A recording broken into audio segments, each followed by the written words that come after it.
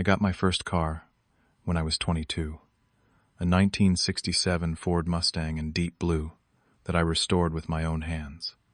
It took me 3 years of side jobs to save enough to buy that beat-up shell. My grandfather James had one just like it before selling it during hard times.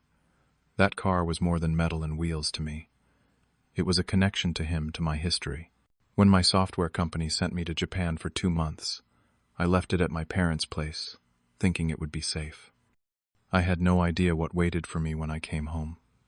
Before I tell you about the shock of my return, let me know where you are watching from, and hit that subscribe button so you do not miss what happened next. Growing up in a middle-class neighborhood in Michigan shaped who I became. My parents, Albert and Sophia, always had a soft spot for my younger brother Tommy. 4 years younger than me, Tommy grew up getting everything handed to him on a silver platter. When he crashed his first car at 16, they bought him another one within a week. When he flunked out of community college, they paid for a private tutor and another semester, without consequences. I watched this pattern repeat throughout our lives. Meanwhile, I worked for everything I had. My first job came at 15 stocking shelves at the local grocery store. Every dollar I earned went into savings or necessities. My parents always told me I was the responsible one, the one they never had to worry about. At the time, I took it as a compliment. Now I realize they were just justifying their neglect. My grandfather James was different. He saw me, really saw me. We spent weekends in his garage, where he taught me about engines restoration and the value of working with your hands.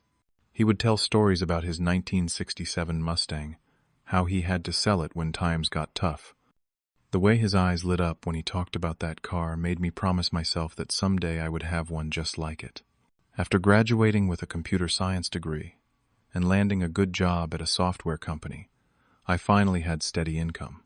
For 2 years, I lived in a tiny apartment, eating ramen noodles and working overtime to save every possible penny. When I found a beat-up Mustang for sale just 3 hours away, I knew it was meant to be. The previous owner had given up on restoring it, and I got it for a fraction of what a running model would cost. Weekends, evenings, any free time I had went into bringing that car back to life. I sourced original parts, learned new skills, and poured not just money, but my heart into every detail. The day I turned the key and heard the engine roar to life, I swear I felt my grandfather smiling down on me. That deep blue paint job was the final touch, matching the one in the faded photograph my grandfather kept in his wallet until the day he died. That car became my sanctuary. When work got stressful, a long drive along the coast cleared my head. The rumble of the engine, the feel of the steering wheel, the memories of my grandfather all combined into something magical. Something that was truly mine, earned through sweat and determination. So when my company offered me a special project in Japan last spring, I had a dilemma. The assignment came with double my usual salary and potential promotion, but I would be gone for 2 months.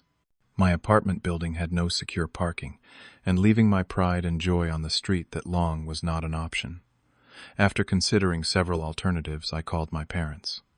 They seemed genuinely happy to help.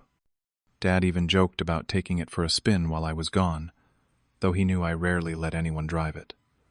Mom promised they would keep it safe in their garage, covered and protected. I believed them. I trusted them. Before leaving, I gave them detailed instructions about starting it once a week to keep the battery charged and checking the tire pressure. They nodded and smiled, assuring me they understood the importance of this car to me. I left for Japan, feeling grateful that, despite our differences, family was still family. How wrong I was. Japan was everything I hoped professionally. The project challenged me. The team respected my input, and I was even picking up conversational Japanese. Each weekend I explored different parts of Tokyo, sending photos to my family group chat. Mom and Dad always responded briefly, usually just saying things were fine at home. Something felt off about our conversations, though. They rarely mentioned Tommy, which was unusual since he typically dominated family discussions. When I asked directly, they gave vague answers about him doing well and making positive changes. Knowing my brother, this should have raised red flags immediately. Around week 6 of my stay, my American colleague Jake showed me something concerning on his phone. He had been browsing a classic car website when he spotted a Mustang that looked remarkably like mine. The listing had been posted from my hometown area. I laughed it off, telling him there must be other blue '67 Mustangs in Michigan. Still, the seed of doubt was planted.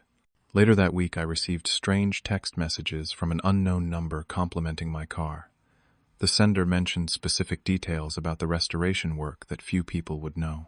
When I replied asking who they were, they apologized for the confusion, saying they must have the wrong number. I tried calling home that evening, but my parents said they were heading out to dinner and would call back later. They never did. My uneasiness grew when I tried video calling them to ask them to show me the car. Each time they had excuses about poor internet connection or being too busy. Dad claimed they had rearranged the garage and the car was covered up behind some boxes, making it difficult to show. Mom changed the subject to ask about Japan and my return date. I originally planned to finish the full 8 weeks, but the mounting suspicion prompted me to complete my portion of the project ahead of schedule. My supervisor was impressed and gave me his blessing to return home a week early. I decided not to tell my parents about my early return, partly as a surprise, and partly to see what was really happening. On the 13-hour flight back to the States, I tried to calm my racing thoughts. Maybe I was being paranoid. Maybe everything was fine. I had picked up some Japanese trinkets as thank you gifts for my parents taking care of my car. As the plane touched down in Detroit, I still had no idea what awaited me. The taxi dropped me off at my parents' suburban home around 7 in the evening. Jet-lagged but anxious to check on my car, I walked straight to the garage instead of going to the front door. Through the small windows, I could see that the space where my Mustang should have been was empty. Only my dad's sedan and lawn equipment occupied the garage. My heart sank as I dragged my suitcase to the front door and rang the bell. Mom answered her face, registering shock at seeing me a week early. Behind her, Dad jumped up from his recliner, the football game forgotten as he stammered a greeting. When I asked about my car, the uncomfortable silence confirmed my worst fears. Mom guided me to the living room, suggesting I sit down. She kept glancing at Dad, who cleared his throat several times before speaking. They spun a story about Tommy borrowing the car temporarily. According to them, he had a job interview in another city and needed reliable transportation. His own car had broken down, and they thought I would want to help my brother get back on his feet. Their story fell apart when I pressed for details. If it was just a temporary loan, why was the car not back yet? Why had they avoided my video calls? Why did they seem so nervous? Finally, Dad cracked under my persistent questioning. The truth was far worse than I imagined. Tommy had racked up gambling debts totaling over $30,000. He had gotten involved with some dangerous people who were threatening him. Instead of letting him face the consequences, my parents had sold my car to pay off his debts and save him once again. The betrayal hit me like a physical blow. My voice shook as I asked how they could sell something that did not belong to them. Mom started crying, claiming they were going to pay me back eventually. Dad defended their decision, saying family comes first, and Tommy was in real danger. When I demanded to see the sales paperwork, they reluctantly produced it from a desk drawer. The document showed they had sold my Mustang for $22,000, far below its actual value of nearly $40,000. The buyer was listed as William Parker, with an address in a wealthy neighborhood about 30 miles away. As if on cue, Tommy walked in from the kitchen, beer in hand. Rather than showing remorse, he seemed annoyed by the confrontation. When I turned my anger toward him, he actually had the audacity to call me selfish, saying I should be glad they found a solution that kept him safe. The argument escalated quickly. Years of resentment spilled out, as I listed all the times Tommy had been bailed out while I worked for everything I had. I reminded them that the car represented not just money, but years of work and a connection to my grandfather. None of it seemed to register. They were so used to sacrificing for Tommy that they could not even see how deeply they had betrayed me. When Mom suggested I could just buy another car with my good salary, something snapped inside me. They truly did not understand. To them it was just a car. To me, it was an irreplaceable part of myself that they had sold without a second thought. I stormed out of the house, unable to stay under the same roof with them. Checking into a nearby hotel, I spent the night alternating between rage and heartbreak. The people who should have protected what I loved had instead treated it as a resource to exploit. The violation went beyond the car itself. They had broken my trust in the most fundamental way. The next morning I woke with fierce determination. If my parents would not make this right, I would do it myself. Armed with the buyer information from the sales paperwork, I began my investigation. William Parker turned out to be a well-known classic car collector, with a social media presence showcasing his extensive collection. A quick search revealed several recent posts, including one featuring my blue Mustang with the caption, "New addition to the family." Looking great after professional detailing.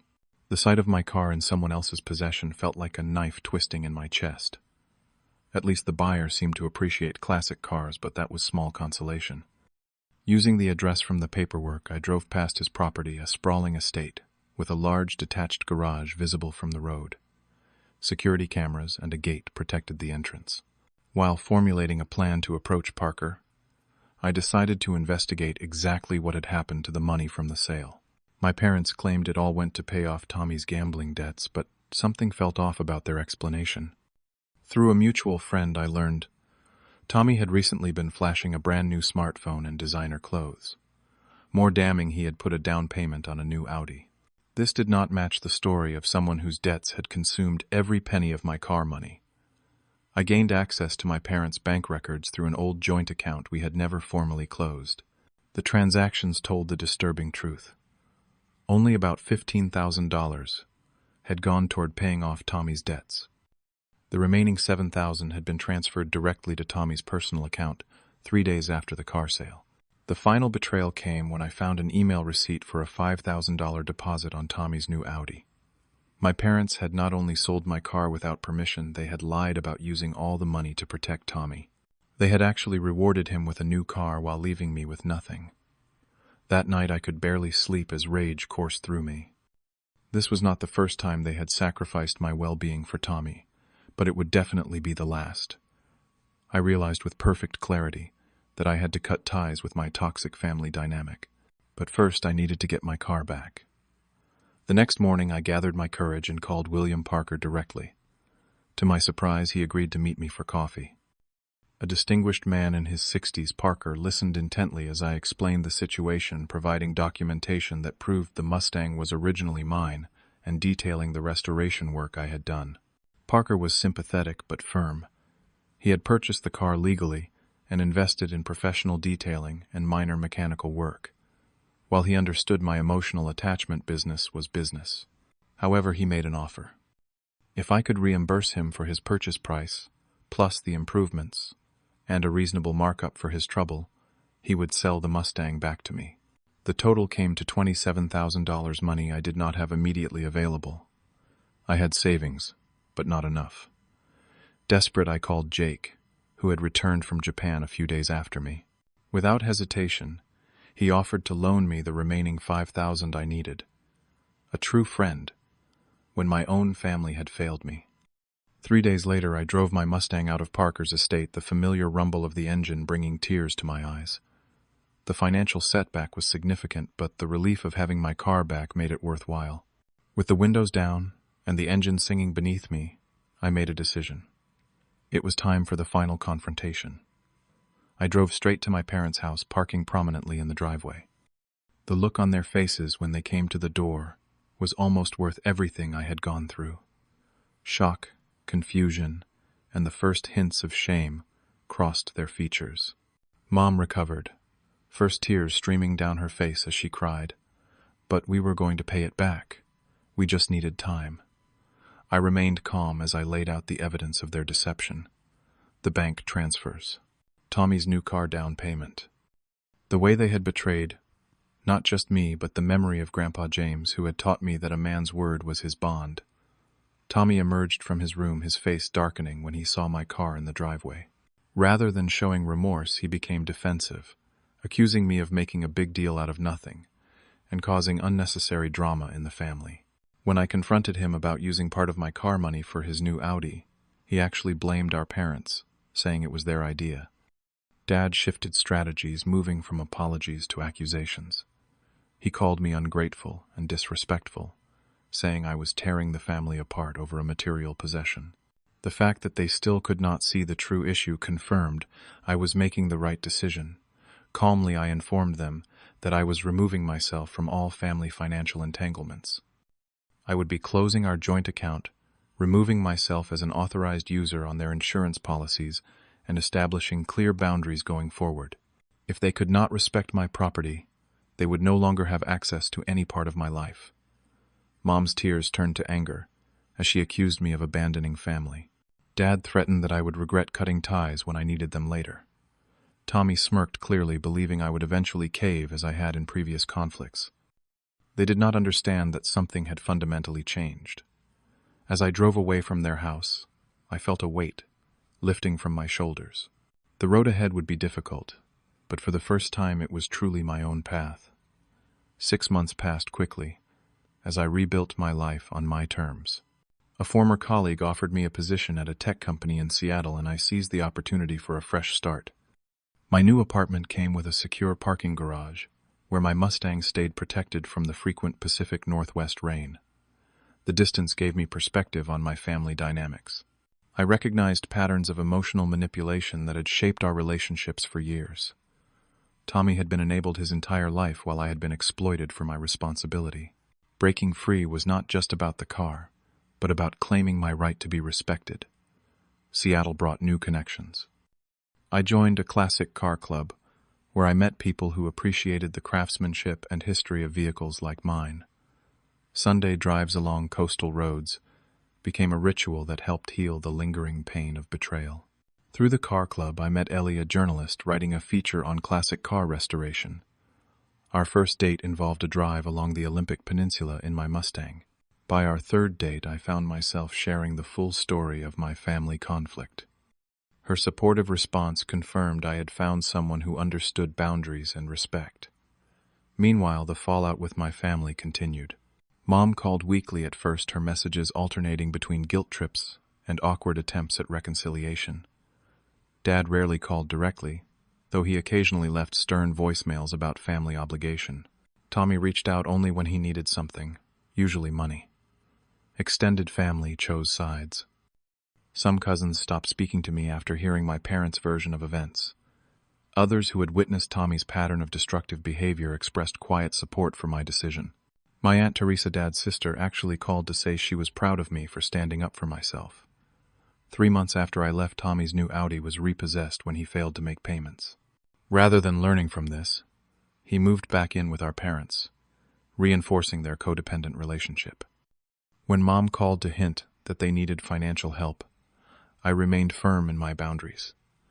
The hardest part was not the loss of family, but confronting the reality that what I thought we had never truly existed.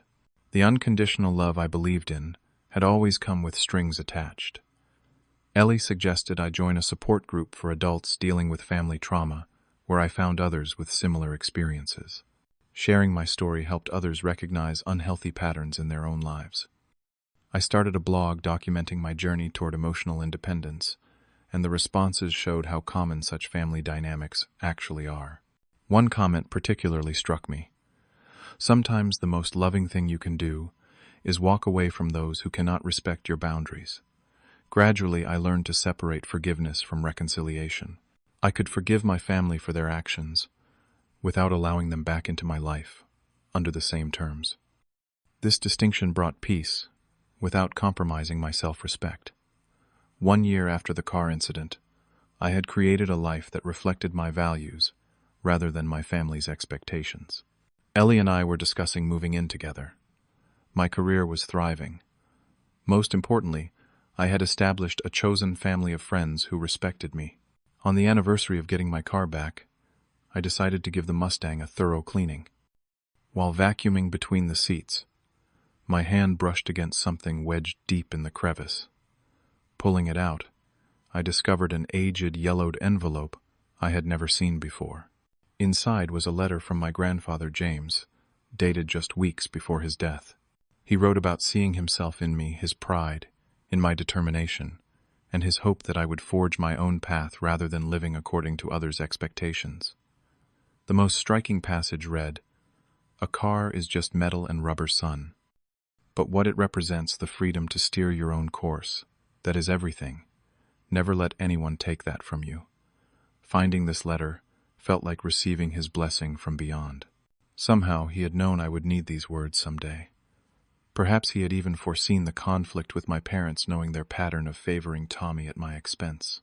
The greatest lesson from this painful chapter was understanding that family is defined by respect and support, not merely blood. Sometimes those we are born to cannot give us what we need, and we must build our own circle of genuine connection. The car that once symbolized my grandfather's legacy now represented something more personal, my ability to recover what was rightfully mine, and the courage to establish boundaries. Every time I turned the key, I was reminded that I had overcome betrayal and emerged stronger. Last week I received a text from Tommy saying he was getting professional help for his gambling addiction. While I wished him well, I maintained my distance, knowing real change would require more than words. My parents still occasionally reached out, but our conversations remained superficial. Perhaps someday they would truly understand what they had done, but I was no longer waiting for that recognition to live my life. As Ellie and I drive along the coast, the Mustang's engine harmonizing with the crashing waves, I think about the journey that brought me here. Sometimes losing what you thought you had is the only way to find what you truly deserve. Have you ever had to make a difficult decision to protect your well-being, even if it meant walking away from family? Share your experience in the comments below. And if this story resonated with you, please hit that like button and subscribe to hear more stories about standing up for yourself. Thank you for listening, and remember, the family that truly matters is sometimes the one you create for yourself, not the one you were born into.